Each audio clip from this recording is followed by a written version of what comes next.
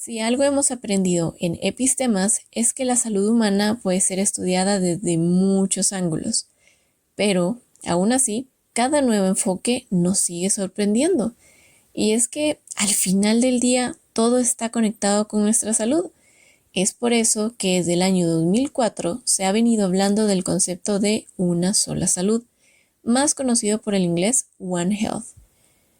Este enfoque reconoce que la salud humana está estrechamente conectada con la salud de los animales, tanto domésticos como silvestres, además de la salud de las plantas y, en general, el estado del medio ambiente. Todo está interrelacionado y es necesario abordarlo como un todo para asegurar nuestro bienestar, justo como nos comparte nuestra invitada del día de hoy. En este episodio hablamos con la bioquímica y microbióloga, máster en enfermedades infecciosas y One Health y candidata doctoral guatemalteca Andrea Cuadra. Desde lo pequeño, pasando por lo microscópico y molecular, hasta llegar a lo atómico, Andrea nos comparte cómo se abrió oportunidades y pasó de explorar las muchas facetas de la bioquímica y microbiología que pueden aplicarse a la salud humana hasta un puesto doctoral que involucra cosas tan locas como un psicotrón. Y no te preocupes, nosotras tampoco conocíamos el término. Acompáñanos a conocer el camino de Andrea para vivir su vida con propósito. Cómo se disecta el intestino de un mosquito, por qué no es tan mala idea crear o modificar un virus como el SARS-CoV-2 y por qué los perritos pueden ser una herramienta de comunicación. Y no, ningún perrito sufrió durante la grabación de este episodio. Enfermedades infecciosas, sistema replicón, mosquitos, COVID y una sola salud. Sin más, empecemos. Hola, somos Dayan, Kat y Rana, tres científicas guatemaltecas convencidas que las carreras en STEM son para todos, no solo para aquellos a los que les va bien en mate.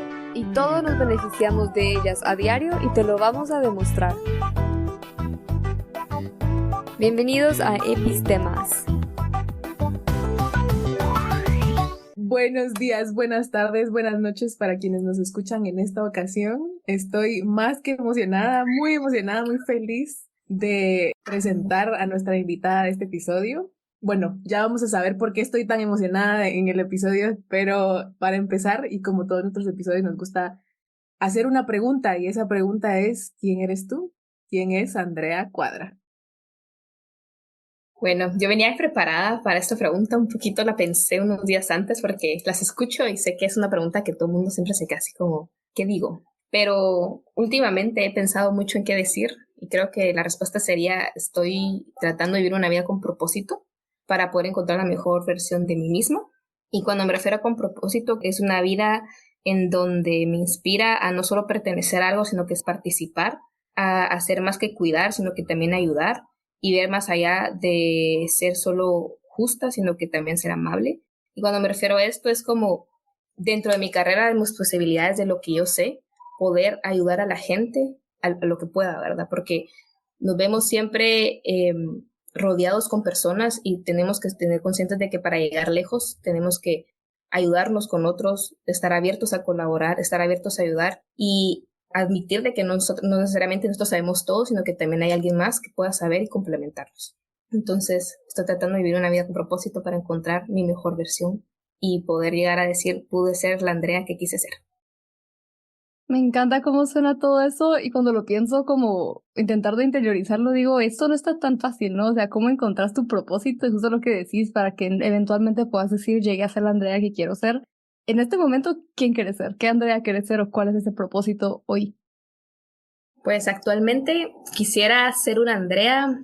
La gente dice que yo, aquí al menos en Europa, que soy extrovertida, pero sí eventualmente hay momentos donde la gente me da pánico. Y a veces me da pánico pedir favores, no sé por qué, pero es como me da pánico. Entonces la Andrea de hoy quiere poder acercarse a la gente más naturalmente, poder ayudar a la gente más naturalmente, porque obviamente uno no puede ayudar si no pregunta, ¿verdad? O sondeas más o menos dónde se necesita la ayuda o dónde tú puedes apoyar.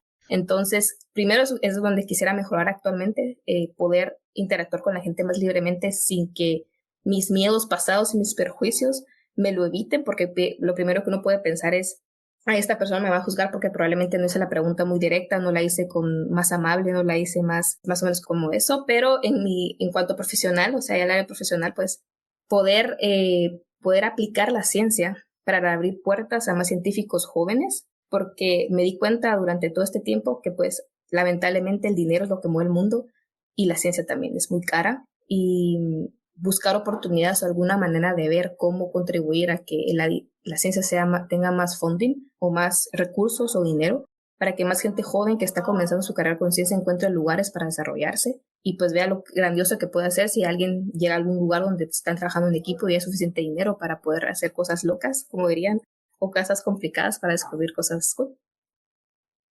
Me encanta cómo tenés separado, pues, lo que querés alcanzar como a nivel un poco más personal, pero que a la larga también te sirve profesionalmente. Y también como tenés marcado, establecido qué querés buscar profesionalmente. Y quisiera comentar, y aprovecho porque pues nosotros con Andrea nos conocemos desde el primer día de la universidad y Me fuimos tenías miedo. siempre... Y es que eso es lo que quiero decir. Eh, Andrea se recuerda, bueno, la cuadris, porque yo le digo cuadris, pero siempre me recuerda que el primer día de universidad me dio miedo, no me dio miedo, o sea, sentía así como de, uy, esta chava es muy seria, o sea, porque desde el principio creo que alguien hizo algo que no debía o algo así, y Andrea hizo un comentario así como bien serio, así como de un poco regaño o algo así, y yo dije, uy, no sé si nos vamos a llevar con esta chava, pero resultó que sí, nos llevamos súper bien y nos seguimos llevando súper bien. Y justo esto que mencionabas de quisieras acercarte como más naturalmente a las personas, yo recuerdo que esto es algo que has mencionado como mucho tiempo y he tenido la fortuna de ver cómo has ido creciendo y trabajando en ese ámbito y acercándote cada vez más y más fácilmente a las personas, así que no me queda duda que eventualmente vas a llegar al punto en el que querés. Y ya vamos a ir entrando también a toda esa parte profesional y de cómo buscas abrir puertas para los demás que vienen detrás. Pero antes de entrar a toda esa parte, quisiéramos conocer otra parte de Andrea, un poquito más personal, y es por eso que te preguntamos, además de toda tu vida académica y profesional, ¿qué pasatiempos tenés? ¿Qué más te gusta hacer en tu tiempo libre? Contanos un poquito. Pues lo que me gusta hacer mucho en mi tiempo libre, y me di cuenta estando aquí en Europa, porque bueno, en Guatemala es un poco más complicado hacer esto, es hacer senderismo, porque me encanta la naturaleza.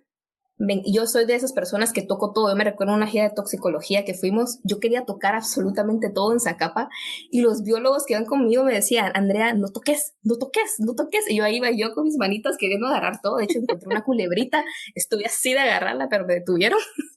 Entonces me encanta la naturaleza y me he dado cuenta que aquí en Europa los senderos están bien, o sea, están bien mapeados, están bien hechos. Entonces me di cuenta que es más libre y me gusta mucho hacer eso. Mi meta actual es poder ir a Guatemala y poder ir a subir el volcán de fuego, no es el volcán de fuego, creo que es el Acatenango, para poder ver el volcán de fuego.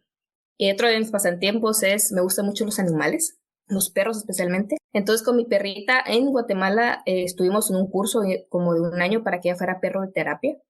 Y antes de la pandemia íbamos a hospitales a visitar niños que pues habían pasado cirugías o llevaban mucho tiempo internados en el Hospital Roosevelt específicamente, para que pues al ver perros ellos pudieran interactuar, porque como que me he dado cuenta que la gente interactúa más fácilmente si hay un perro de por medio. Es decir, uno va en la calle caminando y la gente ve el perro, le gusta y te pregunta y se establecen las conversaciones y las relaciones con extraños más fácilmente mediante un perro que mediante una persona. Como que esa barrera de miedo se derrumba porque hay una cosa en común que es me gustan los perros. Entonces creo que un pasatiempo es pues, ahorita no tengo mis perritas conmigo, pero probablemente tengo un perro pronto, es poder entrenar a los perros para que puedan servir a otros niños y mediante eso, pues, ver la sonrisa de alguien más y hacer algo que me gusta, que es convivir con perros y utilizar a los perros como una herramienta de comunicación.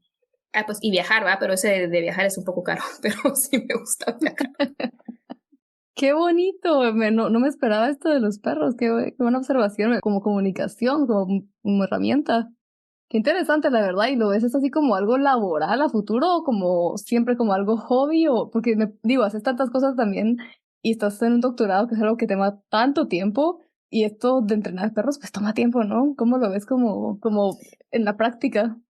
Pues yo creo que es más como va a ser un pasatiempo, mi principal pasatiempo, porque como, o sea, consume mucho tiempo, porque yo no sé cómo será aquí, pero pienso hacerlo también, o sea, es entrar a una escuela de entrenamiento en donde uno recibe clases, lo entrenan al dueño para poder entrenar al perro, pero es también una forma yo lo veo como una forma de relacionarme con más gente que no conozco, porque cuando uno se viene a vivir a otro país, pues todos tus amigos, toda tu vida pasada, lo que construiste se queda atrás. Y tienes que venir a una nueva vida y es un esfuerzo que uno tiene que hacer para conectar con gente. Entonces, para mí una forma fácil sería hacer esto, ¿verdad? O sea, estoy pasando tiempo con mi perrito, estoy pasando tiempo con mi pareja que es Rodrigo, mi novio, y ambos estamos haciendo algo que nos gusta y al mismo tiempo conociendo gente, pero también en un futuro ayudar y utilizar esto como una herramienta para ayudar a niños que posiblemente están pasando un mal tiempo y necesiten una sonrisa, porque sí lo noté mucho cuando llega un perro, aunque sea por una hora, pues realmente se salen de su circunstancia y se enfocan en pasar un buen tiempo con el perrito. Y los perros también se vuelven más sociables y yo creo que es cierto que en Europa creo que los perros han tomado el rol de los niños más que los niños y la gente trata a los perros como que si fueran sus hijos, como no toques, no le tomes fotos a mi perro, pero también es como una manera de sondear quién es amable o abierto y quién no, porque hay gente que no es toda, claro, que está así con su perrito y el perrito normalmente mueve la cola y se acerca, porque me da cuenta que también que los perros automáticamente ven a la persona a la cara y a los ojos, y la persona si quiere convivir o relacionarse, pues va y deja que uno toque a su perrito. Entonces es una manera muy fácil de conocer gente, de ayudar y de pasar tiempo pues en familia y también con mi perrito, va, que al final los perros ahora son parte de la familia. Me encanta como este pasatiempo y tu amor hacia los perros como que engloba parte de las cosas que hemos estado hablando que buscas vos en tu vida, como relacionarte más con las personas y ayudar a más personas y demás. Entonces es como chilero ver todos en un solo pasatiempo. Y justo mencionabas, y quisiera regresar a lo que mencionaste antes de tu amor por la naturaleza y tus ganas de tocarlo todo cuando estás afuera. Y preguntarte ya un poquito más, bueno, ya nos contaste tu amor por los perros, ya nos contaste tu amor por la naturaleza. ¿Cómo fue para ti el encontrar la ciencia e inicialmente escoger qué carrera ibas a seguir? Porque yo sé que la que escogiste inicialmente no fue la que terminaste siendo. Entonces, ¿cómo empezó tu interés por las áreas científicas? Bueno, yo creo que desde pequeña siempre fui de esa niña que se ponía en una esquina a ver cómo las hormigas llevaban las hojitas, a ver a dónde estaba el hormiguero, a ponerme a ver un charquito, a ver qué se miraba ahí. Siempre me llamó la atención como que la vida, que creo yo que esa fue la principal cosa, la vida, porque para mí es realmente increíble y sorprendente lo complejo que es todo lo que hemos vivido y lo que tomamos por sentado, cuando realmente es sumamente complicado poder estudiar todo esto.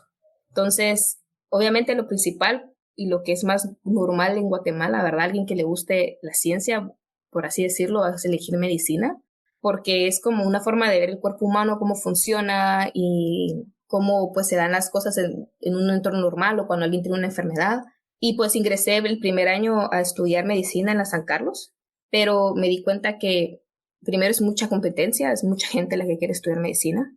Realmente no me sentía totalmente cómoda con lo que estaba viendo y al final me di cuenta ahí porque como que ahí es donde ves tú más enfocado que la microscopía, un poco más así como las células. Me di cuenta que me gustaba más lo micro, la célula, ¿verdad? Lo más específico que algo tan general como un cuerpo humano, ¿verdad? Que ahora pues esa pasión que tuve hace tiempo también me está ayudando ahora para poder encontrar aplicaciones reales, para poder ponerlo a nivel fisiológico, ¿verdad? Entonces, yo me acuerdo que esto es algo bien chistoso porque me acuerdo que en medicina vi microscopía, un montón de técnicas de microscopía y tinción, y dije yo esto jamás en la vida lo voy a estudiar, qué aburrido.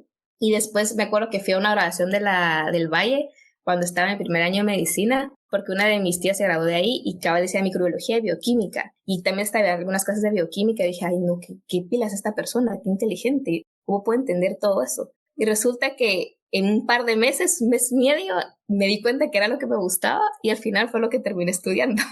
Claro que entender que el primer año uno realmente no sabe lo que se mete, como hasta tercer año está seguro lo que realmente por qué elegiste esa carrera, porque los primeros 2 años es como un colegio, honestamente, y el tercer año ya empecé a saber cosas específicas de la carrera y fue ahí donde validé otra vez que la decisión que tomé fue la correcta. Me parece interesante porque justo mencionaste, ¿no? Un año de medicina y te diste cuenta que te gustaba esta parte de microscopía y ver todo un poquito más en aumento, por decirlo de alguna forma, como lo que es la célula y la unidad fundamental que compone un cuerpo humano. Pero de ahí cuando te pasaste a bioquímica y a microbiología, tuviste que esperar 2 años para llegar a esas clases que te habían llamado la atención mientras estudiaste medicina. Entonces, durante esos 2 años no cuestionaste así como de, híjola, y si mejor me hubiera quedado allá, o y si mejor me hubiera metido otra cosa, o no sé, cómo fue esperar a realmente llegar al mero asunto. Pues realmente, ahora que me pongo a pensar, no me lo cuestioné. De hecho, lo rectificaba más porque pues muchos de mis compañeros o gente que he conocido durante el primer año, pues mencionaban que les está viendo difícil porque también el ambiente laboral en medicina, mientras uno hace las rotaciones, es bastante hostil. Es un ambiente bastante hostil y competitivo, más si eres mujer, lastimosamente. Entonces, rectificaba más de que gracias a Dios elegí lo que elegí por mi sanidad mental. Claro, que requería paciencia, pero yo creo que cuando elegí la carrera ya sabía yo que tenía que ser paciente al proceso, que también era un proceso que se necesitaba llevar, donde fallas y aprendes. Y que hay clases claramente que no me gustaron, que hubiese deseado que fuesen diferentes. Porque, por ejemplo, ¿qué te digo yo? Matemática, física, que llevamos mucho cálculo, era mucho aplicado a ingenieros y lo que los ingenieros hacían y nada aplicado a lo fisiológico. Y ahora que pues logré estudiar fuera del país, me di cuenta que la física aplicar la biología también es sumamente fascinante y de haberlo sabido antes posiblemente eso hubiera sido una de mis elecciones, a pesar de que física fue la peor clase que me fue en la universidad, la peor, pero porque realmente no vi el enfoque y la aplicación. Entonces, sí, puede ser que cuando estaba llevando estos cursos que no me gustaban, me cuestioné el por qué esto estaba en el pensum, más que por qué sí esta carrera, sino que por qué esto lo estoy aprendiendo como lo estoy aprendiendo, si no le veo una vida útil, o sea, no le veo una función de aquí a unos 3 años cuando yo ya realmente esté aplicando la carrera. Pero realmente de cuestionarme si quería o no la carrera, creo que no. Siempre me gustó y siempre creo que tenía esa chispa de querer saber más y esperarme para ver qué era o las sorpresas que me esperaban en años más arriba, ¿verdad? Que todo el mundo, de hecho, creo que muchos de los estudiantes que iban arriba de nosotros nos decían que nos esperáramos el tercer año porque íbamos a ver algo. Entonces yo siempre estaba así como, bueno, que llegue ya porque ya no quiero más clases de ingenieros. Me parece interesante que creo que esa historia se repite, ¿no? En especial con física o mate, que incluso a quienes nos gusta, pues nunca era tan aplicado a nuestra rama o lo que nos interesaba. Y creo que las cosas están cambiando, o espero que estén cambiando. Pero cambiando más de tema, ya que nos dijiste que igual siempre estuviste como a gusto, la bioquímica es algo súper amplio. Y la carrera de bioquímica y microbiología, en donde ustedes estudiaron esta carrera, pues te permite hacer muchísimas cosas y tú elegiste por algo relacionado a la medicina siempre, ¿no? O algo relacionado a la salud, a las enfermedades, que es en lo que has estado estos últimos años, con tu maestría, con el doctorado ahora. ¿Cómo fue ese proceso? Con toda esta gama de opciones que tenías en esos primeros años, ¿cómo sabías, cómo decidiste por siempre algo en salud?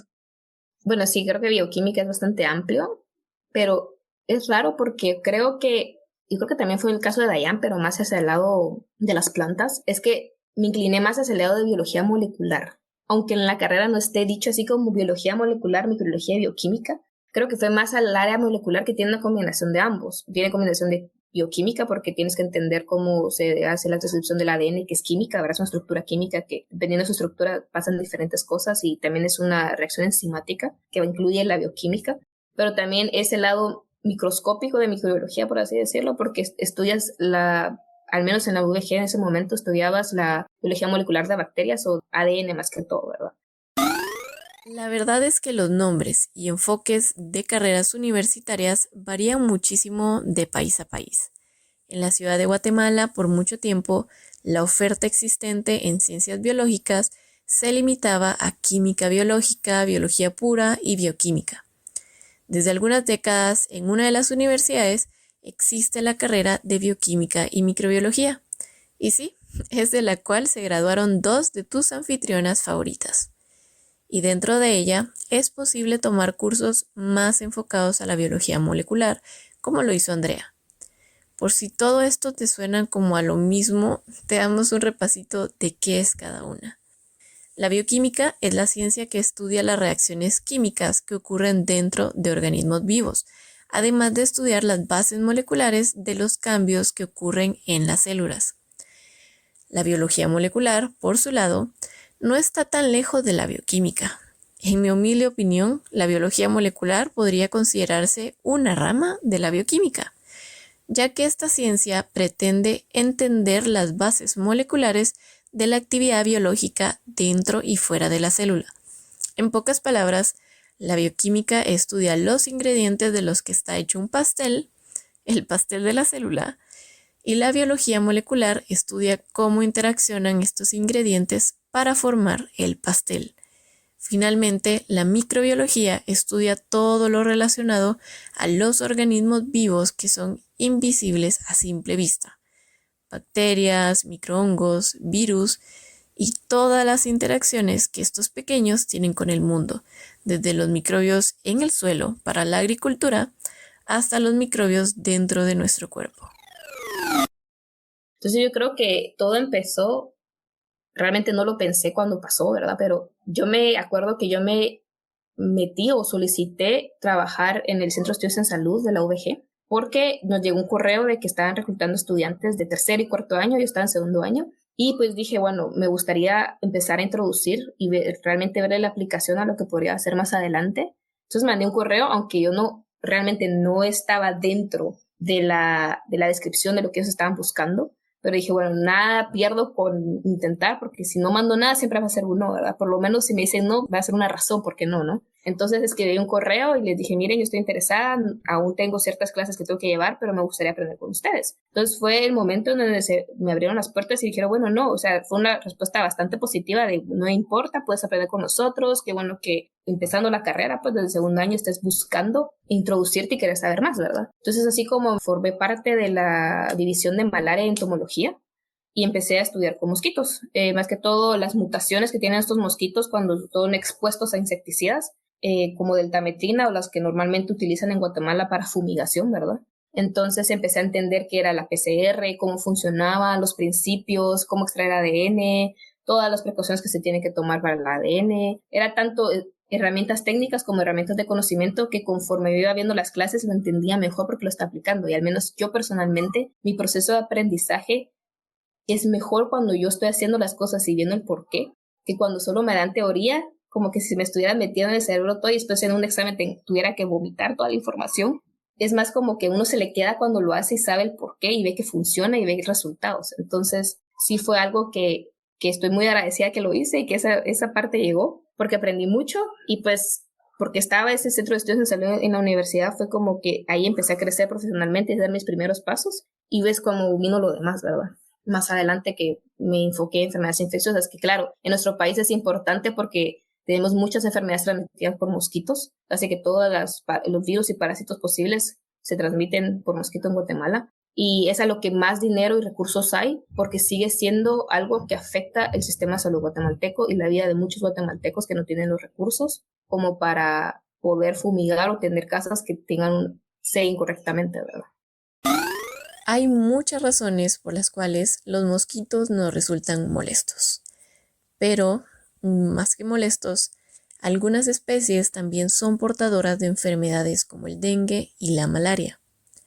Lo bueno es que sí hay ciertas medidas que podemos tomar para protegernos y prevenir contraer estas enfermedades. Podemos empezar por prevenir el crear sitios propicios para su reproducción, asegurándote de eliminar aguas estancadas alrededor de tu hogar. Por ejemplo, neumáticos, macetas o cualquier otra cosa que ande por ahí tirada recolectando agua, ya que los mosquitos necesitan agua estancada para reproducirse. Si vas a ir o si vives en una zona con muchos mosquitos, intenta colocar una net sobre tu cama para dormir sin este riesgo y sin ese insoportable zumbido. Y como medida más a corto plazo, utiliza repelentes de insectos, especialmente en áreas propensas a mosquitos. Un pequeño esfuerzo de tu parte puede hacer una gran diferencia en tu salud y la de tu comunidad.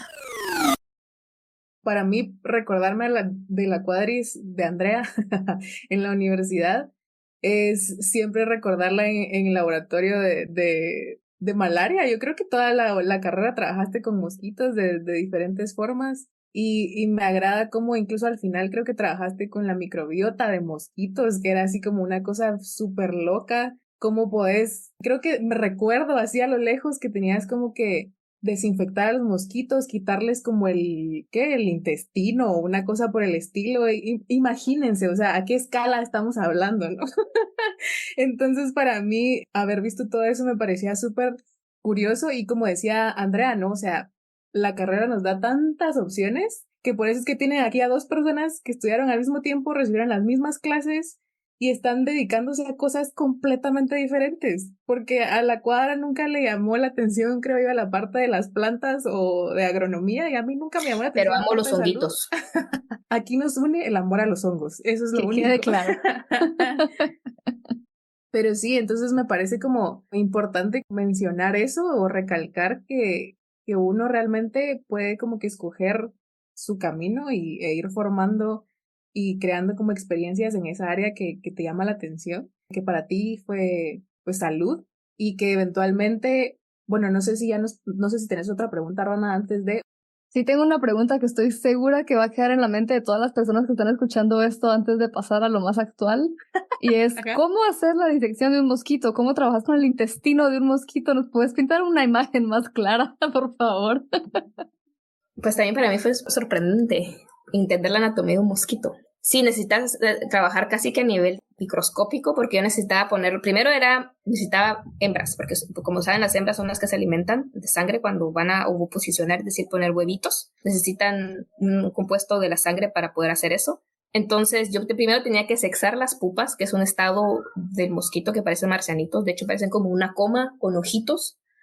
Entonces yo tenía que primero sacar todas las pupas, sexarlas, porque hay una diferencia entre hombre y macho, y con un pincel y en un estereoscopio ir viendo que si era hembra o macho. Luego de eso esperar a que emergieran, es decir, que pasaran de pupas porque es un paso anterior a que sean adultos maduros. Y a las hembras a un día de vida, porque lo que pasa es que, como dice Dayan, estudié la microbiota, es decir, quería saber qué bacterias tenían dentro del ambiente de laboratorio, que es un ambiente bastante controlado, y las que tenían en el campo, que están expuestas a un montón de bacterias de diferentes fuentes, porque están en un cuerpo de agua, ¿verdad? Crecen en un cuerpo de agua. Entonces ahí adquieren ciertas bacterias y cuando ya son adultos, también adquieren otras bacterias dependiendo de qué se alimenta, porque los mosquitos, pues si no sabían, también se alimentan de néctar, no únicamente de sangre, solo es cuando necesitan reproducirse. Entonces, a un día yo venía y las tenía que dormir las metía como al refrigerador a -20 para que se adormecieran un rato. El laboratorio tenía unas planchas frías donde tú pones a los mosquitos para que se mantengan medio sedados, pero realmente no están muertos, solo están sedados. Y primero tenía que desinfectar la superficie, primero con cloro, ahí ya los mataba, claro, luego con etanol y luego con agua purificada y esterilizada. Los ponían en un estereoscopio, en un portaobjetos también esterilizado, y tenía que esterilizar mi ambiente. Entonces yo parecía en un ritual de saber qué, porque tenía 2 mecheros Bunsen a toda potencia al lado, el estereoscopio yo con 2 pinzas y casi que cubriéndome todo, parecía que saber qué estaba haciendo. A ver, te ayudamos a imaginar mejor esta escena. Cuando queremos observar especímenes muy pequeños e invisibles al ojo humano, usamos microscopios. Estos suelen ser monoculares o binoculares y permiten visualizar la muestra gracias a una serie de lentes y a un haz de luz que atraviesa lo que queremos observar. A diferencia de un microscopio, un estereoscopio es una herramienta utilizada para observar de manera tridimensional y magnificada muestras un poco más grandes, como por ejemplo insectos, y además siempre es binocular. Por otro lado, para mantener un área estéril y también para esterilizar parte del equipo a usar, se utiliza un mechero de Bunsen, o en este caso, varios.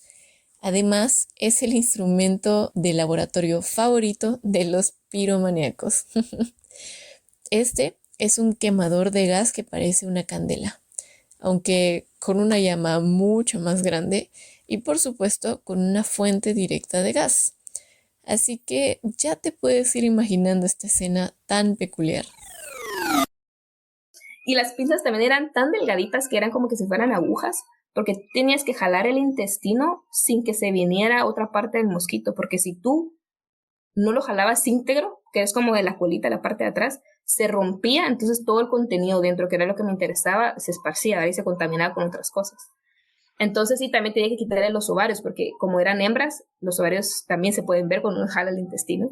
Entonces tenía que hacer alrededor de 20 disecciones, si no es que más, y obviamente cuando unos experimentos tiene que ser por triplicado o por, dependiendo su estadística, ¿verdad?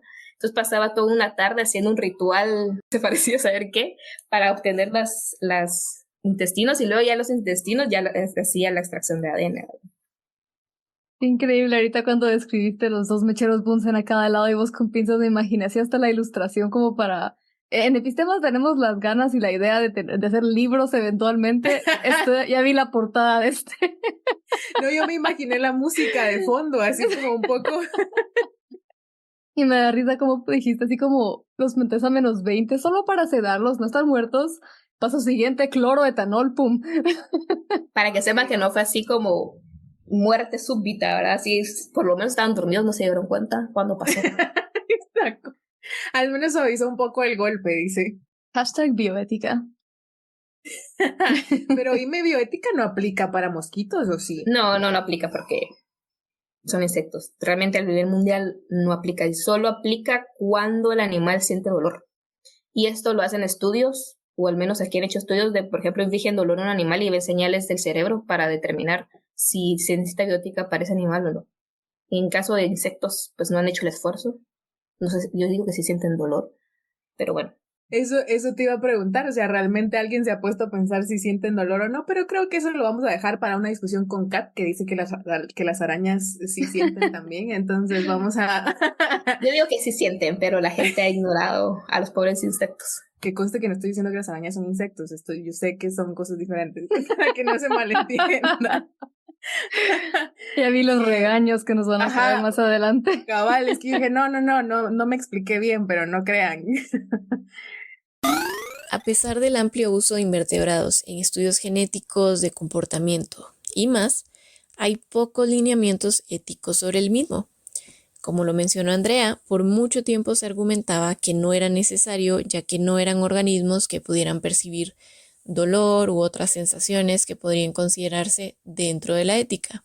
Pero recientemente han surgido investigaciones que dan indicios a cognición y otro tipo de sensibilidades en invertebrados, por lo que la comunidad científica debería de reevaluar la bioética en el uso de estos organismos en la investigación.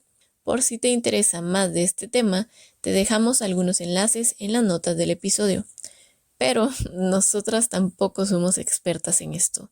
Si conoces a alguien o tú eres alguien que trabaja en temas de bioética, escríbenos y ven a ser parte de Epistemas. Tenemos muchas preguntas para ti. Y digamos, fue a través de los mosquitos e enfermedades infecciosas en Guatemala que iniciaste tu carrera más orientada a la medicina, pero al momento de ir a la maestría, pues seguía como el enfoque de enfermedades infecciosas y también esto que se llama One Health, ¿cierto? Entonces, para ya entrar un poquito más a eso, quisiera que nos explicaras antes de empezar, ¿qué es este concepto de One Health?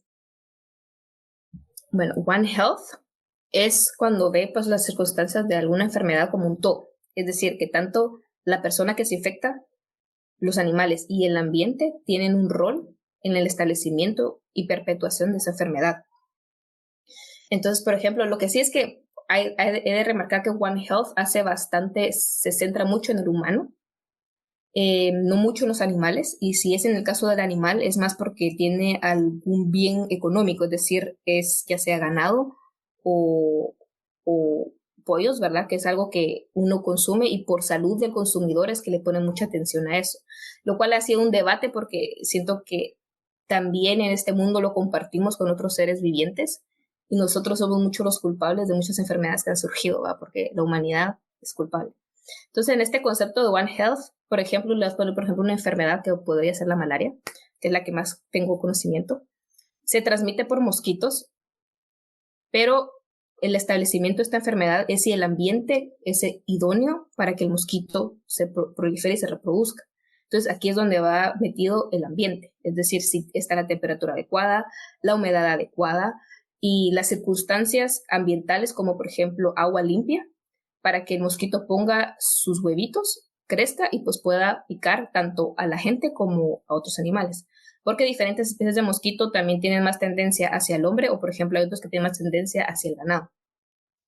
Y normalmente, pero está este ambiente ideal, por ejemplo, podría ser una granja que no tiene, tiene un lago cerca, tiene bastante ganado y hay una persona que vive cerca, un pequeño pueblito que vive cerca, entonces el criadero puede ser el ganado y ese tanque de ahí, pero las personas que viven cerca van a verse infectadas.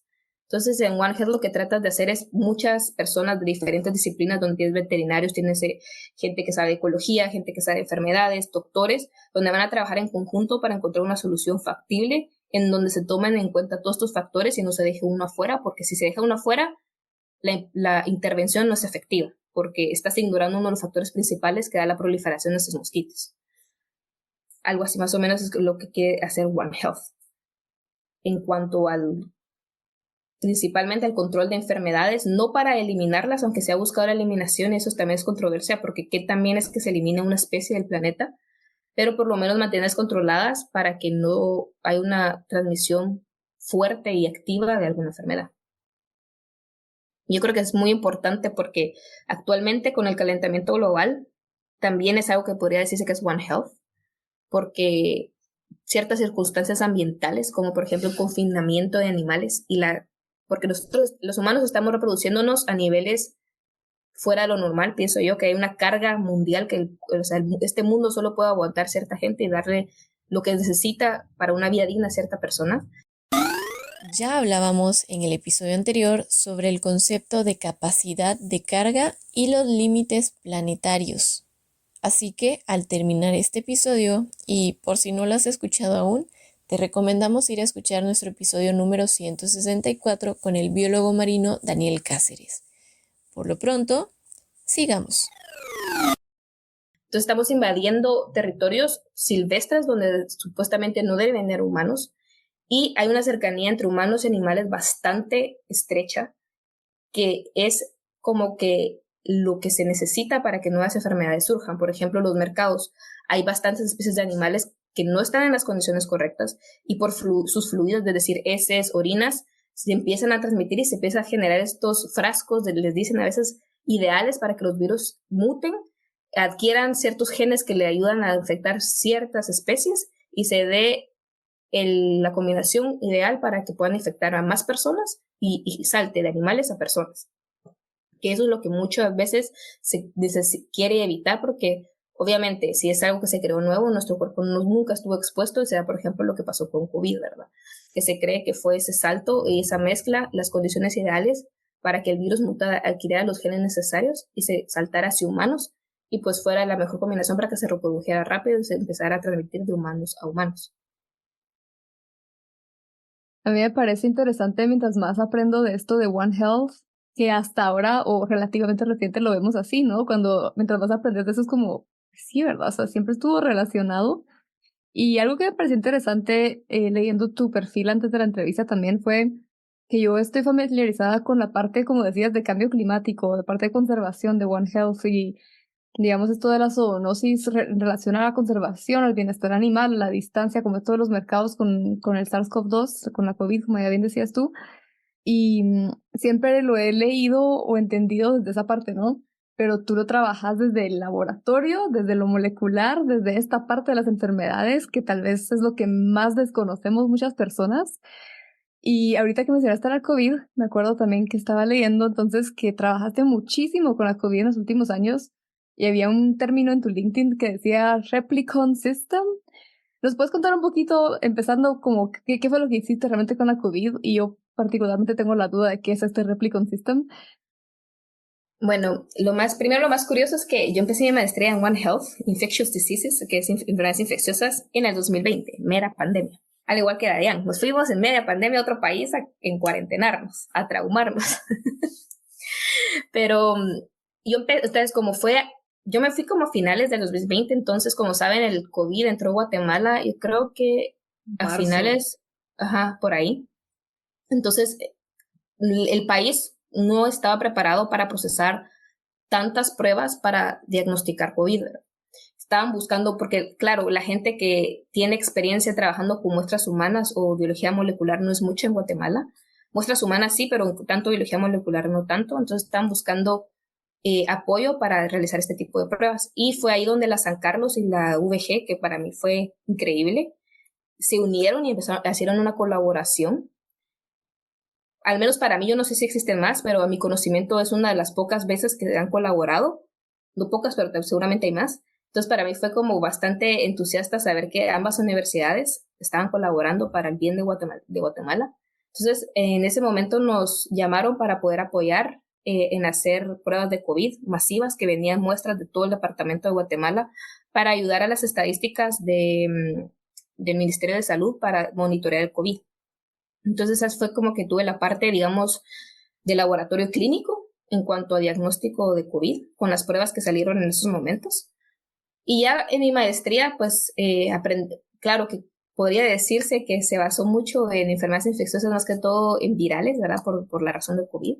Y uno de los proyectos que habían era hacer un sistema replicón, que un sistema replicón es, tal vez esto suena un poco pragmático, no sé, poco normal, pero es agarras un virus y lo modificas.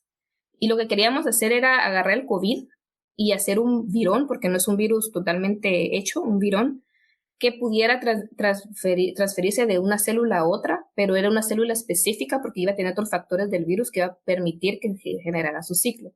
Y esto es importante porque para poder entender cómo un virus se propaga, para poder generar herramientas para tratar algún virus, es necesario entender cómo es su ciclo de vida. Es necesario entender cómo es que ingresa a la célula, cómo es que se apodera del sistema de replicación de la célula, para que evitar en ciertos puntos de ese proceso generar antirretrovirales que eviten que eso se dé y poder darle chance al cuerpo de generar anticuerpos, porque se imaginan si el virus se propaga más rápido de lo que tu cuerpo hace células inmunitarias, es ahí donde se dan pues estas enfermedades que te pueden llevar a cuidados intensivos. Pero para que los científicos y también las farmacéuticas y en general el sistema de salud pueda entender cómo se da, hay que estudiar cómo se da esa transmisión. Y no todos los países a nivel mundial tienen laboratorios de bioseguridad nivel 4. Estos laboratorios de nivel 4 son cuando estudias con modelos animales y puedes someter a los animales a estos virus y entender cómo se replican. Claro, van a ser modelos animales que se van a parecer mucho a cómo sucedería en el cuerpo humano. De seguro has visto películas en donde científicas están en un laboratorio aislado, con pasillos con 2 o 3 puertas antes de ingresar, y pues algo así como lo que nos contaba Bárbara Moguel en el episodio número 125. Y pues con un traje NBQ o hazmat, de esos que te cubren de pies a cabeza. Bueno, algo así es un laboratorio de bioseguridad nivel 4, que contrario a un laboratorio de nivel 1, destinado a la enseñanza básica, es utilizado para el trabajo con patógenos peligrosos. Este tipo de laboratorios incluye cámaras de entrada con cierre hermético y cámaras de salida con duchas. Así que sí, como de película. Y es como lo más cercano a lo que tenemos para poder entenderlo mejor. Sin embargo, a nivel mundial no todos los países tienen acceso a esos tipos de laboratorios, y creo que Guatemala no tiene uno, y no sé si en Centroamérica como tal existe uno. Entonces, era necesario hacer un virus que se replicara, pudieras manipularlo y decidir a qué célula infectar y qué célula no, para poder estudiar y darle oportunidad y esta herramienta a muchos países para que a nivel mundial un montón de países se unieran en la lucha y pudieran colaborar para generar pues estas medidas preventivas. Porque es claro que todos somos humanos, pero se ha visto que a nivel genético cada persona desarrolla la enfermedad diferente y cada persona tiene una respuesta inmunitaria muy diferente a algún virus. Y creo que eso se ve mucho ahorita en esta pandemia, porque hubo gente que paraba en intensivo y gente que no. Hubo gente que tuvo reacciones secundarias con la vacuna y gente no. Siempre hay ese porcentaje y la ciencia está tratando de entender mejor. Entonces, regresando al sistema replicón, lo que quería hacer era quitarle ciertos segmentos al genoma del virus para evitar que cuando infectara la otra célula se replicara. Solo iba a ser el acto de poder ingresar a la célula y secuestrar, pero le iba a faltar unas proteínas importantes, que son las proteínas que se necesitan para que el virus tome y se apodere de la maquinaria de la célula. Entonces se le iba a quitar eso para evitar que si algún accidente pasara, se propagara a otra célula, porque solo una célula específica le íbamos a poner esos otros componentes que este virus no tenía para que se pudiera completar el ciclo de infección. Entonces, todo mi proyecto de maestría, por así decirlo, lo que intenté hacer primero fue meter en el núcleo de la célula este componente del virus que iba a ayudar a que él terminara su ciclo de vida, pero únicamente y específicamente en esta célula, no en ninguna otra célula porque no iba a ser capaz, porque no tenía lo otro que necesitaba. Fue bastante complicado, fue bastante challenging. Hay muchas cosas que uno ignora, ¿verdad? No es tan simple como, voy a meter esto al núcleo y si la célula lo va a aceptar, obviamente la célula no está feliz. No suena simple. No es feliz, o se mueren, y hay otras cosas que funcionalmente no se entienden del COVID aún. Es un virus bastante complejo, para mí es fascinante, porque como algo que no se considera vivo, tiene la capacidad de apoderarse de la maquinaria celular y manipular a la célula para crear sus propios órganos, en donde genera como un shield, donde se mete, y no deja que nada de la célula que trata de reconocer que hay algo extraño entre, y le dé el tiempo suficiente para reproducirse y salir de la célula y seguir infectando. Para mí es algo fascinante y tal vez a la gente diga, no, los virus, pero a mí me sorprende cómo es que se han adaptado tan bien a uno y cómo esas mutaciones pasan para hacerlo tan perfecto y poder, porque bueno, al final de cuentas un virus lo que quiere es replicarse sin matar su hospedero, ¿verdad? Un virus perfecto, por así decirlo, va a ser aquel que se reproduce en nuestro cuerpo sin dejar rastro de ningún daño, porque nos necesita para pues poderse reproducir. Qué locura, la verdad. Qué increíble. Y estoy de acuerdo con lo que decís. Digo, yo pienso igual de qué fascinante, aunque sea algo así como, bueno, lamentablemente tenemos que vivir con esto, pero cómo funciona o cómo no entendemos que funciona, me parece fascinante también. Y cuando decís cosas como crear un virus, manipular un virus, creo que nosotros entendemos a qué te referís, pero tal vez son palabras y conceptos que le puede dar miedo a otras personas y como los riesgos que esto podría implicar. ¿Por qué es que no nos debería de asustar esto? O nos debería de asustar. Sí, es algo que yo me di cuenta, para mí pues no es la gran cosa porque yo estoy entendiendo por qué lo hago, hay una razón válida y es para ayudar a que en un futuro, si vuelve a haber una pandemia, menos gente se muera, pero sí, de hecho eso dentro de la misma ciencia hay una dualidad y hay mucha control y regulaciones de cómo se hace esto y qué tipo de gente lo hace. Porque sí, puede utilizarse hacia mal, intencional o no intencional, ¿verdad? Y fuera del ámbito científico y que uno conoce y sabe, podría decirse, entonces es una forma de generar un arma que puede dañar a la humanidad o extinguirla, ¿verdad? Que yo creo que será una de las teorías conspiracionales de que China creó un arma viral, ¿va? Para exterminar a la población humana, que no, o sea, yo creo que no es cierta, pero ahí lo dejo a la discusión de cada quien. Pero muchas veces en la ciencia primero se le hace a la gente un análisis psicológico, y se trata de entender la persona a nivel personal para ver qué intenciones y si es estable o no, ¿verdad? Y han sucedido bastantes incidentes de que hay científicos que pues por alguna otra razón o por mucho amor a la ciencia, yo no sé, se ha dado de que pues tratan de usar esto para mal, pero siempre han habido instituciones, porque uno nunca tiene acceso a este tipo de ciencia, eso tiene que ser claro, nunca uno va a lograr hacer este tipo de estudios científicos si antes no pasó un filtro, si antes no se le hizo un riguroso chequeo de sus capacidades, de sus antecedentes penales, por así decirlo. Y si en algún momento llega eso a cambiar, siempre van a haber instituciones que van a regular y van a estar pendientes de qué es lo que está pasando y poder detenerlo a tiempo. Porque eso es lo que se intenta, ¿no? Poder detenerlo a tiempo antes de que pase a ser algo no deseado. Pero son experimentos, sí, son delicados. No cualquier persona puede hacerlos, pero son necesarios. Son necesarios para entender muchas cosas, son necesarios para entender cómo los virus se transmiten y para poder tener una idea, porque no podemos combatir algo que no conocemos cómo funciona, la verdad. Pero sí. Y bueno, yo creo que en toda profesión hay algún peligro, ¿no? No hablemos de política, también se puede manipular para mal y puede afectarnos a todos a nivel mundial. A mí lo que me encanta de estas teorías conspiranoicas con virus es como si fuera tan fácil de trabajar con esto. No es nada fácil, y ni siquiera al momento no se entiende un montón de las proteínas y funciones, se les llaman proteínas de replicación del virus, no se entienden el por qué y por qué se activa de esa manera, aún a pesar de que la gente, me imagino que ha sido el virus más estudiado de la historia. Realmente como qué chilero poder dar un deep dive, sumergirnos un poquito más a esta parte de cómo funcionan los virus y cómo es toda esta parte de One Health enfocada como en lo molecular y en lo microscópico y no en conservación y ecología como mencionaba la rana antes. Porque personalmente yo les digo, o sea, estudiamos al mismo tiempo y todo, pero ni idea. A trabajar con virus para mí es algo completamente extraterrestre, para mí parecen extraterrestres. Entonces, qué genial poder aprender un poco más de eso y que nos contés como todo lo que has aprendido. Eh, Lamentablemente, pues ya nos estamos quedando sin tiempo y todavía hay un par de cositas que queremos preguntarte. Y hay un par de preguntas que vienen de nuestros Patreons. Entonces, ya que estamos en este tema de One Health y enfermedades infecciosas, vamos a preguntar, te mandan a preguntar, la pregunta es, ¿sería deseable que el gobierno de Guatemala contara con una institución especial para coordinar el enfoque de One Health o es posible con las instituciones que ya existen? Pues yo creo que ya en Guatemala se está tratando de hacer eso, pero cabe remarcar que yo no trabajé con el gobierno de Guatemala como tal, ni con el Ministerio de Salud como tal, entonces no tengo realmente conocimiento para decir qué tanto se ha avanzado a esto, pero sí sé que hay programas que se financian para tratar de, en cuanto al punto de vista de vectores que transmiten enfermedades como los mosquitos y la chinche. Sí hay programas que tratan de estudiar y también involucran a antropólogos, porque pues para entender también el comportamiento humano necesitas ciertamente antropólogos.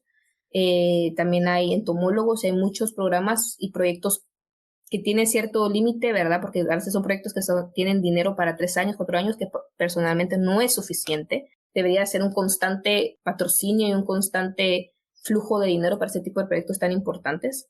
Pero sí hay en Guatemala, sí hay proyectos y sí hay dinero para hacerlo. Que también se manejen, no lo sé, y cuánto han avanzado tampoco conozco. Pero tal vez lo que se necesitaría es más organización y control más de cómo estos fondos se administran y hacia qué tipo de proyectos va, y que la comunicación entre proyectos y los resultados sean más evidentes para la población guatemalteca, para que pueda estar consciente de que sí se está haciendo algo y que sí se está buscando pues tratar de evitar principalmente enfermedades transmitidas por vectores y también enfermedades transmitidas por aguas contaminadas o alimentos contaminados. Qué interesante, qué buena respuesta, la verdad, porque cabal, no, yo no había puesto a pensar en esta pregunta, si necesitáramos como que algo nuevo solo para esto, o también es algo que se puede integrar en tantas cosas que ya tenemos, ¿no? Es solo, como tú decías, ver a dónde van los fondos y que la comunicación interna y externamente sea mejor. La otra y última pregunta que tenemos de nuestros patrons para ti es sobre el tratamiento de enfermedades infecciosas. ¿Prefieres el enfoque donde las personas reciben medicamentos para curarse o prefieres el enfoque donde las amenazas como bacterias son modificadas genéticamente para evitar que hagan daño a los humanos? O en otras palabras, ¿prefieres tratamiento con medicamentos o prevención por modificación genética de organismos dañinos? Bueno, yo creo que personalmente en una etapa quise mucho modificar a las viruses y a las bacterias, como pudieron ver, pero actualmente, de hecho, mi doctorado está basado en generar partículas lipídicas, nanopartículas lipídicas, que son las que se utilizan actualmente y se quieren llegar a utilizar para hacer medicina más que tenga un target específico en algún órgano en específico, porque si saben, ahora las medicinas que actualmente tomamos tienen un efecto sistemático porque se inyectan, entonces todo lo que tiene contacto va a tener cierta reacción. Tomamos y todo el cuerpo pues absorbe, está dentro de nuestra vía circulatoria y llega al órgano que llega, pero también se esparce alrededor del cuerpo. Entonces, con estas terapias que se le dicen terapias de nueva generación, que se cree que es el futuro de donde va la medicina, es poder targetear específicamente los órganos, específicamente las moléculas que se quieren para no tener un problema general y poder hacer esto específico para las diferentes enfermedades y de diferentes personas. Porque como ya les comenté, cada quien tiene un genoma diferente y a pesar de que pues algo como el paracetamol que desinflama puede ser más efectivo para una persona que para otra persona.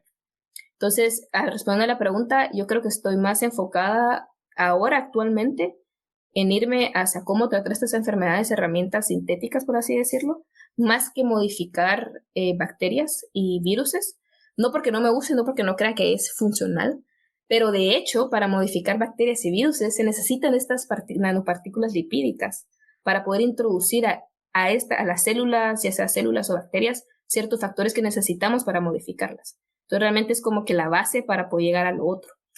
Pero a pesar de que es algo sintético, yo me estoy basando y inspirando en las células, porque de hecho las células para comunicarse. Utilizan algo que se llama vesículas extracelulares, que antes se creía que era una forma que las células desechaban productos celulares que ya no necesitaban, pero se ha visto que ahora es como las células se comunican, como el cáncer se esparce, como los virus utilizan esto para esparcirse entre las células, como se da la respuesta inmune, como se hacen un montón de cosas, como se da el desarrollo humano. Entonces, lo que queremos hacer es tomar de mímica qué componentes tienen estas vesículas para hacer análogos sintéticos y poderlos utilizar para liberar diferentes terapias o para modificar organismos, siempre y cuando tienen la ética, ¿verdad? Muy importante, y la seguridad de cómo hacer. Énfasis ahí. Sí.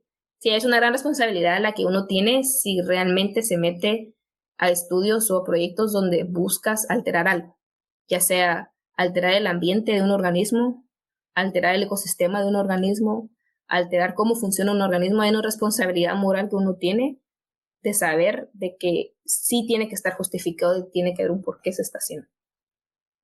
Y no es dinero, tiene que ser una justificación mayor. Ay, no. Me encanta platicar con vos. Qué chilero que justo esta última pregunta nos dio chance de ver de cierta forma como lo que has hecho antes y hacia dónde te estás enfocando ahora, que es pues justamente como que hacer algo, un enfoque como más específico al tratamiento de enfermedades.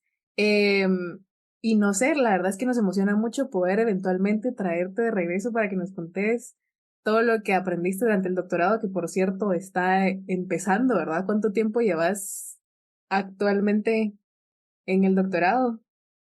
Llevo 4 meses, pero ha sido bien intenso, se siente que es un doctorado. También cabe remarcar que me cambié de disciplina abismalmente. O sea, ahorita estoy viendo mucho la física, la biofísica, química así a nivel de átomos. Y sí, claro, creo que es normal decir que estoy un poco asustada, pero también fascinada, porque nada de lo que yo había hecho antes, tal vez como un 15% lo puedo aplicar ahora, pero muchas cosas son nuevas para mí.